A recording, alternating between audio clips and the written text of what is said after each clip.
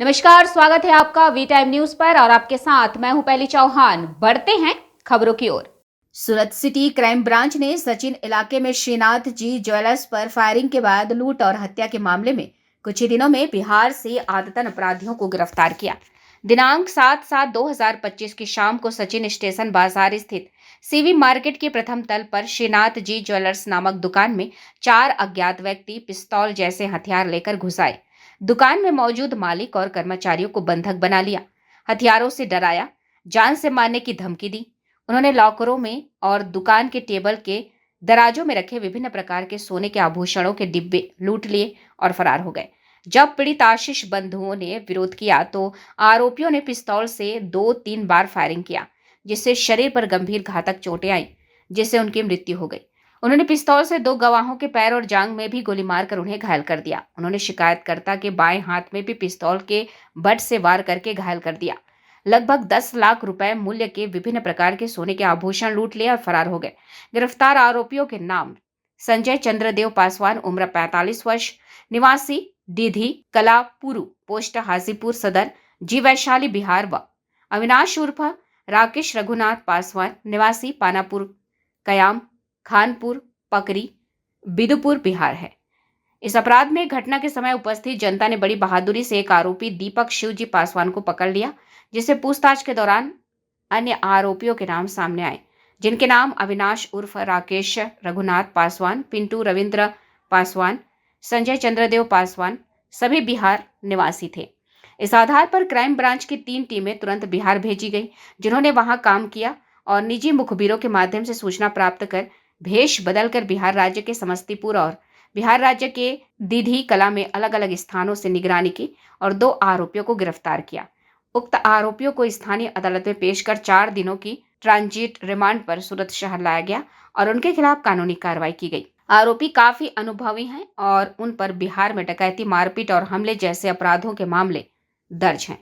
7 જુલાઈના રોજ Sachin police station વિસ્તારમાં એક લૂંટ વિથ મર્ડરના બનાવ બનાતા, જેમાં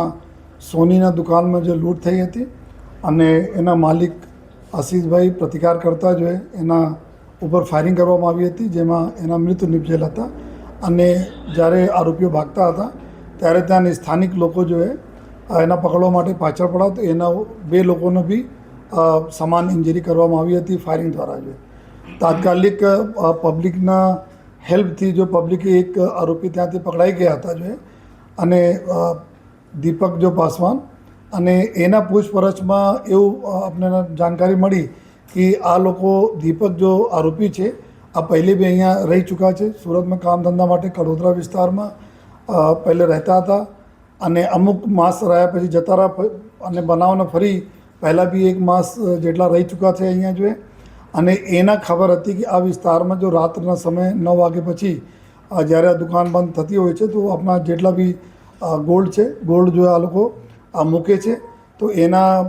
ધ્યાનમાં રાખીને આ બીજા આરોપીઓને ત્યાં બિહાર રાજના હાજીપુર જિલ્લા, હાજીપુર વૈશાલી જિલ્લામાંથી અમુક આરોપીઓને બોલાયા જોઈએ અને પછી જો આ લૂંટનો અંજામ આપે અને જ્યારે પોલીસ એના દીપકને પૂછપરછ કરી જોઈએ, પૂછપરછ પછી જો આપણને એવું જાણવા મળ્યા કે 2-3 ઓર હાર્ડકોર ક્રિમિનલ્સ છે આ કરીને ત્યાં ભાગી ગયા છે। બિહાર તાત્કાલિક ટીમો અહીંયાથી જો એટલા પ્રાથમિક ઇન્ફોર્મેશન પે અહીંયાથી 2 પીઆઈ 1 પીએસઆઈ લગભગ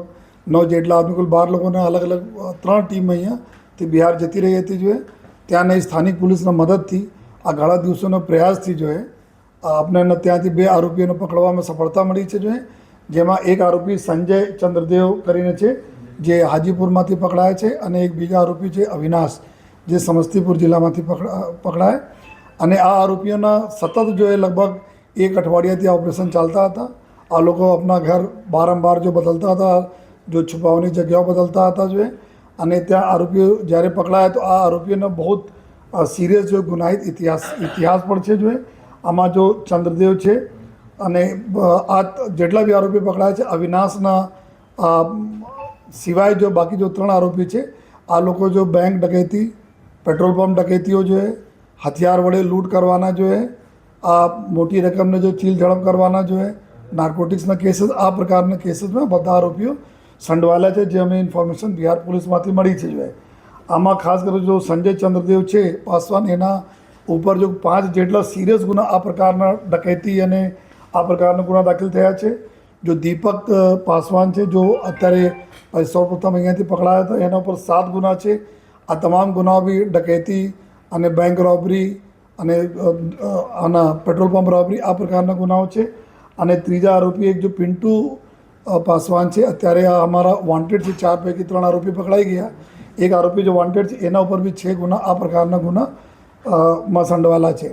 આ લોકો જો અલગ અલગ ગુનાઓમાં જ્યારે જેલમાં હતા ત્યારે બધા ત્યાં જેલમાં ભેગા થયા જોઈએ અને પછી આ લોકો આપણી એક ગેંગ બનાવી જોઈએ ગુનાહિત પ્રવૃત્તિ કરવા માટે. તો અત્યારે જો આરોપી પકડાયા છે અને મુદ્દામાલમાં જો ગેલ 10 લાખ રૂપિયાની જો રકમ હતી આ બી મળી ગયા છે જો મુદ્દામાલ. અને એના સિવાય જો આરોપીઓનો ટ્રાન્ઝિટ રિમાન્ડ ઉપર 4 દિવસ રિમાન્ડ ઉપર લઈ આવવામાં આવેલા છે. અત્યારે વધુ જ એના પૂછપરછ, અહીંયા ક્યાં હતા, બીજા ઓર કોઈ બી એમાં સામેલ છે કે નહીં, કોઈ ટીપ આપે છે કે નહીં, આ બધા તમામ પ્રકારના जो इंट्रोगेशन जो रिमांड लेवा પછી जो કરવામાં આવશે. वी टाइम न्यूज़ के लिए सूरत से अंकित दुबे की रिपोर्ट.